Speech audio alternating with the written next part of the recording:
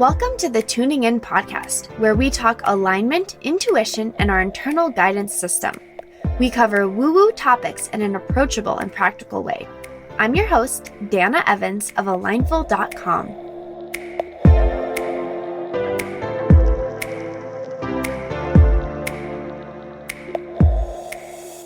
Hello and welcome to another episode of the Tuning In podcast. This is episode 128.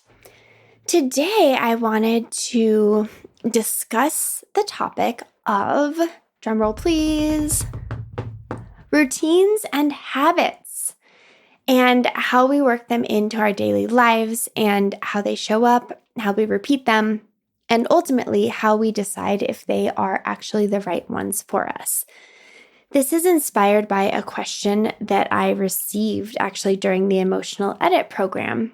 And I think it's such a good topic and worthy of discussing further. So do you have routines, right? Do you have practices that you do every day? I'll give you some of the examples of mine.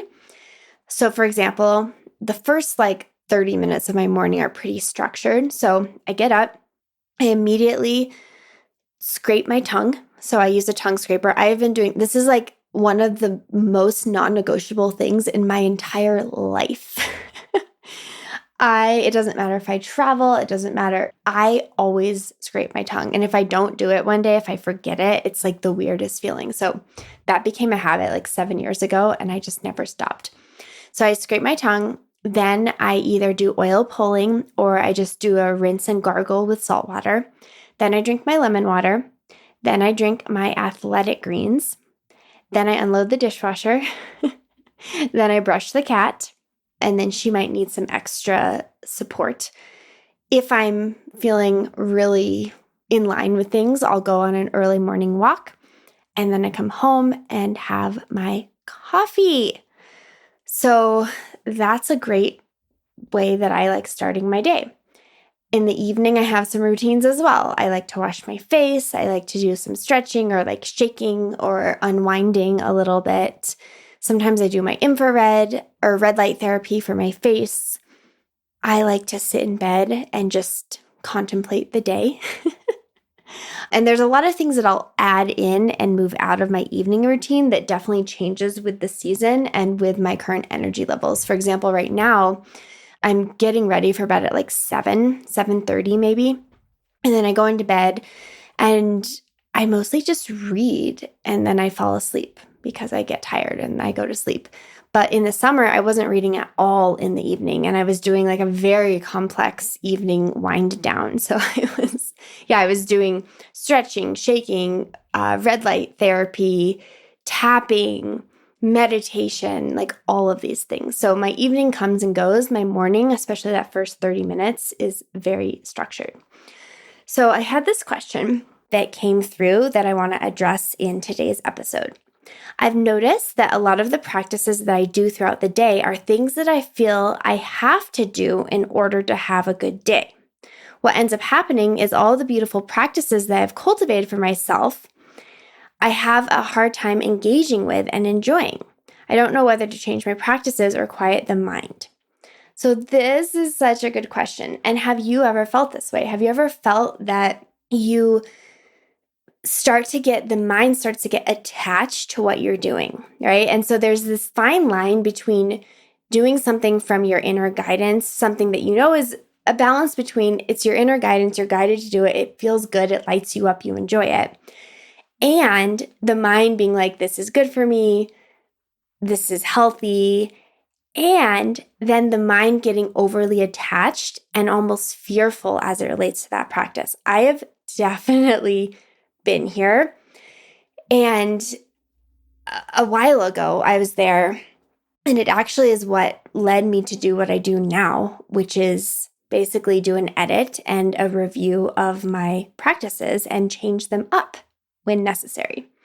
Because when the mind gets really attached to something and tips over to the point where it's afraid to not do it, then we're no longer doing something in alignment and out of joy. We're doing it out of fear for what might happen if we don't do it. For example, say you were enjoying working out every day. And then the mind suddenly starts to think, oh my God, we work out every day. And if you skip a day, the mind like freaks out and you feel guilty. You feel like you're going to gain weight. Or you get so rigid, for example, that even on vacation, you're not willing to skip a workout, right? Like you're not willing to go with the flow because your mind is so attached to a certain routine. The same can be for meditation, for tapping, like my little morning routine. I love it. And if the mind gets really obsessed with it, that's usually when I take a break from it to reset. So just take note of what are the routines that you have on a day-to-day basis. And is there fear and attachment associated with any of them? And if there is, just be honest with yourself. There's nothing wrong or bad about that, but it's important to notice, as this person did, so that you can evaluate it. What I find is this time of year in particular, this winter season, this darkening, right, this quieting time of year is a good time to actually evaluate how you operate. One, for the winter, right? Like for here, winter officially starts on the 21st, I believe, of December with that solstice. And each season is a good opportunity to shift your routines. I definitely have different routines in different seasons. I'm sure you do too. And this is an opportunity to actually be intentional about shifting your routines. So this is just a really simple idea, but can you do a little inventory of your practices? Like, what are the rituals, routines, practices that you do every day? Like maybe you have a morning routine, maybe you have a workout routine, maybe you have an evening routine, and just take note of all of them. And then go through those and notice as you read each one's, like which ones does your mind look at and say like, this absolutely, we can't not do this. And then notice why. Okay, mind, like I understand, I hear you. This is something that you feel like we have to do. We have to do it because. Okay, so maybe it's something like brushing your teeth. And the mind's like, well, yeah, we have to brush our teeth because we don't want to get cavities or we don't like our breath to smell. Like that seems pretty logical. It doesn't mean you can't play with like not brushing your teeth one morning, but like that's probably something you want to stick to, right? But say, for example, like the easy example that I used before is I have to work out or what? Or I'll gain weight or I'll lose progress or I will have a bad day if I don't work out. Like just start to notice what the reasons are from your mind, what its fears are if you don't do the thing. And just do a little inventory of all your practices. You can write it down or you can just kind of think about it in your head. And you also might notice that the mind isn't super attached. So I used to be really attached to lemon water in the morning, and I'm actually not anymore. I still continue to drink it mostly out of habit, but if I skip it or on the weekends, I usually don't have it on the weekends, my mind doesn't like have a story about that, right? It mostly just is thirsty in the morning and it enjoys the taste of lemon water. I used to do it for more like health reasons. And now it's just like, this is something I like to do. Sometimes I add honey and ginger to it and make it more of a tea. Sometimes I add grapefruit juice to it. Sometimes I just drink a cup of water. Sometimes I do salt water. But there's not like a mind story around it anymore. So do that little inventory. Then, this is the craziest part. What if, this is the question, what if you give yourself a week of no routines?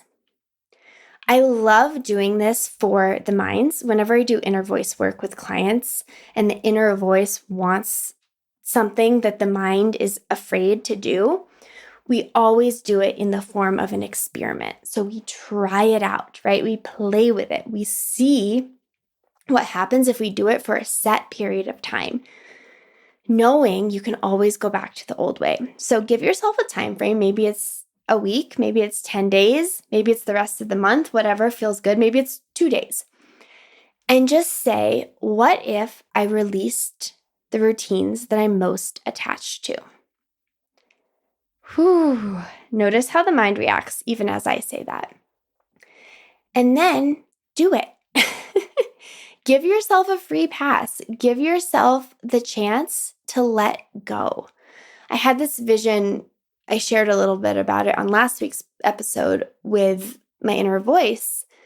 I just had this vision of like unloading, right? Like taking away all of the things and creating space to just come back to myself. And our routines are wonderful, right? Like I love having routines. They're efficient. They create healthy habits. They create success in our businesses. They maintain our lives. Like it's a really wonderful thing. And I think it's important to release them from time to time and see how you operate without them. Because what that does is, one, it can give you more gratitude and appreciation and perspective on that particular habit or routine, right? For example, I played with not unloading the dishwasher in the morning. That's my morning task. And I was like, I'm just not going to do this. Like maybe I'll unload it midday. Like maybe I'll unload it at 10 a.m. But I'm sick of unloading the dishwasher first thing in the morning. I really was for a while. And I thought, what harm? So I stopped for a couple of weeks. And let me tell you, I really appreciated like the time I saved, the time I got back, because I was like, well, maybe I'd rather meditate or maybe I'd rather read my book. Like I feel like I was taking up time and attention in the mornings that I wanted for myself. So I gave that to myself. But the mind wasn't exactly happy about it, to be clear. The mind's like, no, we have to do this. We have to do this. I was like, I'm sick of it. Well, what I realized was I actually really am glad that I unload the dishwasher in the morning. When I didn't, without fail, I didn't end up getting around to it. And then the dishes would pile up in the sink. And then I would get to the time where I need to make dinner and I'd be so frustrated because the kitchen was a mess. The dishes were in the sink. The dishwasher needed to be unloaded. And it was like so much more work than when I just unload the dishwasher in the morning. So I brought that habit back. But there's been other habits like my daily morning meditation that I released and didn't bring back in full force. So I was very regimented and strict about meditation for a long time. And notice the words regimented and strict. I released that and realized that I do still enjoy meditation, but I don't necessarily want to do it every morning. For example, this morning I got up and I didn't really feel like it. And I wanted to get into other things. I went on a walk. I did some organizing and then I recorded a podcast. I didn't feel like meditating. Yesterday, I woke up and really wanted to meditate and I had like this whole amazing meditative experience and it was so powerful. So now I play with meditation of I do it when I feel called to do it in the morning. I don't have to do it every day. And actually, what happened in the summer is I didn't meditate in the morning at all. I was waking up at like 7:30 and the sun was up and I just kind of wanted to get going with my day versus in the winter, I tend to wake up at like 5 or 5:30. I have a lot more time in the morning. But in the summer, I found that I really enjoy doing a meditation in bed at night and falling asleep to it. So just note, like you can take something away and get perspective on what that actually looks like. And this goes for working out. I have a whole blog post that I wrote years ago. I was a yoga teacher for I don't know how long, 5 years or something. And part of being a teacher at the studio is we're required to practice 2 or 3 times a week. I think it was 3. So for years, I did yoga minimum 3 times a week. Well, guess what? When I stopped teaching, I also stopped practicing. And it was so stressful. I felt so guilty. I was so afraid I would lose all of my skills, right? Like I was a very adept yoga practitioner. But I had declared to myself, I'm like, you know what? I don't feel like going. I don't have to anymore. And I am not going to practice until I feel inspired and excited to. And can you even imagine all the mind stories around that? It was so stressful. But I really wanted to feel inspired to move and not required. And it was months. I think it was 3 months before I took a class. And I didn't do any exercise. I walked. That's always my default. My body likes to move, so I was like walking. And then when I felt like taking a class again, I remember the day I woke up, I was like, oh my God, I want to go to class. I remember whose class I went to. And I went in there and I cried when I got on the mat because my body was so happy to be there, but it was by choice, not obligation, not guilt, not force, not fear. And it was fine. And now my relationship to exercise is very different. Like it's continued to evolve. Like lately I've been into resistance bands and more weights. And I often do a little stretching or like rolling around on the floor before bed. I do lots of walking and I jump on my trampoline, my mini trampoline. But I don't have like a super intense exercise practice. Though now I'm doing the weights, which is feeling really fun and exciting. And I'm like loving going down there at the end of the day. I can't even believe I'm saying this. I like to go down into our home gym, like our garage, and like exercise, like do a little weight routine. And it's amazing. So that may have not have happened if I didn't allow myself to take the break from yoga because I was really identified with yoga and what it meant about me. And I was really good at it and I didn't want to release it. And another thing I'm doing now is horseback riding. And that's like a serious workout. I had no idea. So again, I'm telling you all of these stories because I've played with this a lot. I'm someone who can get really fixated on rules and routines. And so it's really been so powerful and helpful for me to release them so I don't get so attached. And then that makes space for new things. So for example, if you give yourself a week off of your regular routines, notice what you're naturally called to do. Maybe you wake up in the mornings and you're called to just sit and read for a half an hour by yourself, right? Maybe you feel like going on a walk first thing in the morning and usually you do it at lunchtime. Maybe you feel like sleeping in, right? Like maybe your body just wants extra rest right now. Give yourself space to find out. There's no right way to routine your day. And as you shift into a new season, ask yourself, what feels nourishing and supportive right now? Not because I feel like I should, not because I feel like it's good or healthy or I'll be a better person for it, but what feels nourishing and supportive right now? You have a toolbox. I'm sure you are so set and filled up with all of the supportive, healthy tools and practices that you could need. If you need more ideas, ask me. I have so many. And those might not show up because there might not be space for them with your current routine, right? And just like if you use the same shampoo over and over and you never change your shampoo, like your hair gets used to it. Just like if you only do the same workout and the same amount of weight, like your body gets used to it and you stop growing. The same can be true with your routines. Try on something new.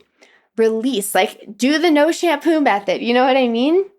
Release that and let your hair find its own natural balance and find the next right product. Whenever I change my shampoo, like the first few weeks of using that new shampoo, my hair is like amazing. It's bouncy, it's shiny. Same with my skincare routine. Like whenever I change up my products, like my skin's like, hooray, something different, right? When you do a new workout routine or you add more weights, right? It's harder at first. Like the muscles are like, whoo, we're sore, but it's so gratifying because you know you're continuing to grow and expand. And that's the same with our regular day-to-day routines. So, what would it look like to inventory your routines, inventory your habits, what you're doing on a daily basis, and then do a check-in? Release all of them for a week. Or you can do it in phases, right? Like release a couple for this week, and then the next week, release a couple more. And then see what you're naturally called to do and what feels like the most nourishing and supportive way for you to live your day. That's kind of fun, right? I know that can be stressful for the mind, but what if you trusted yourself enough to know that you can always come back to what works? And I just want to end on this note. Another person had mentioned in the emotional edit that they felt like one day they watched TV all day on the couch. And she's like, that can't possibly be okay. I can't just do that all day, every day. And my response to her was twofold. One was, what if you did? What if you allowed yourself to do that, whatever the thing is, right? For as long as it felt good, because it's not going to feel good forever, but maybe what you need right now most is some reprieve and some rest. This is like unpopular advice, but from talking to so many inner voices and listening to people's inner alignment, this has come through over and over again, is it's okay to just veg and to be quote unquote lazy and to do nothing. And sometimes that's exactly what your body needs so it can recalibrate, so it can get its energy back. But we have to truly step back and allow for that before we can emerge with the energy again. That was the whole basis of the sloth experiment that I did, and a lot of the basis for my Insight 1-to-1 3-month coaching program. But the other part that I mentioned to her was, did it feel good the whole time? And if not, was there a moment in which you knew you've reached like the critical threshold, like you've reached the peak goodness feeling and things are starting to go downhill? And she's like, oh my gosh, I know the exact moment. And so for us, as we tune in and pay close attention, everything is allowed and okay. But can you be perceptive and attuned enough to notice when it shifts from bringing you joy and supporting you to dragging you down, right? Because the mind, again, in its attachment, it can go from something like, oh, you feel called to watch a few episodes of your favorite show and you like watch it. And then the mind can get attached and be like, we don't want to stop, right? The binge watching, we don't want to stop. But the mind then is overriding the natural desire to stop that your inner voice will give you. Isn't that cool? I think that's so cool. I noticed this a lot. And if this happened last week to me, I had like a movie day and I knew the point where it was like I was done. And what I needed to do was get up, change things up, go on a walk, like take a shower, pick up the house, something like that. But I didn't. And then I spent all this energy looking for another movie. None of them felt right. And then I watched one that I didn't like. And then I started spiraling and I was like, oh my God, you're so lazy. You're not doing anything right. And like it was this downward spiral. And the evening didn't end well. Whereas I know that had I stopped at that last movie or before the last movie and listened to that inner guidance, I would have felt so satisfied and complete with the day. So just notice, play with it, let your body guide you, and release some of the rigidity around what you're supposed to do in terms of like your healthy schedule and routine. Obviously, if there's certain medical things, right, that are part of your livelihood, please don't release those or talk to your doctor about that. But you know what I mean, just your everyday habits and routines that can go from, as this person said, really supportive, beautiful practices to something that feels forced and rigid and fearful, right? Or they just become a rut and they don't serve you the way they used to. What would it look like to release them and to invite something new and to allow yourself to shift up your daily routine with the season? The winter is a very different time of year than the summer, and what you have energy for and what you need most might drastically change. So tune into that, allow it, and I would love to hear how that supports you. I'm going to put again in the show notes if you have any comments, any questions, any shares that you would like to address, please let me know. There's a form that we can connect and stay in touch. I would love, love, love, love, love to hear from you. Also, I never talk about this, but if you are listening in iTunes, you can rate and review my podcast, which apparently is super supportive. So I have a few reviews. I have 14 reviews, which is amazing. Most of them are older. So if you enjoy this podcast, you're welcome to share it, to put a review. I would so freaking love and appreciate that. And I appreciate you. So enjoy your new routines. Enjoy your routineless week if you choose to do that. And definitely let me know how it goes. Until next week, thank you for tuning in.